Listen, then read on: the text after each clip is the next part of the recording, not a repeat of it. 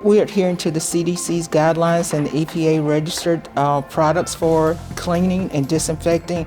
All our cleaning and disinfecting products are EPA registered. They've been approved through Environment, Health, and Safety. We are increasing our levels of cleaning and disinfectant. We are cleaning our high-touch surfaces such as push bars, door handles, light switches, water fountains, stairwells, restroom fixtures, lounges.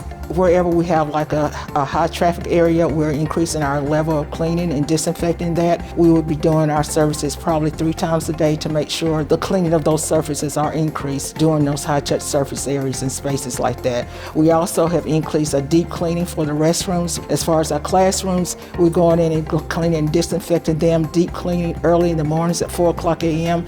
And again, we'll be doing that periodically wherever we can get in a classroom. Residence halls is also going to increase with the level of frequencies in the high-touch spaces, areas, surfaces that I mentioned before, but emphasis is on the lounges. EMMC has provided a back-to-work guideline. If you go to EMMC website, they have a list of cleaning and disinfecting products that you can use. They also identify where you can clean surfaces in that manner.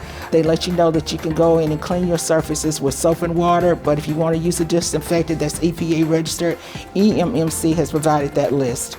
Wear your mask, wash your hands, and social distancing.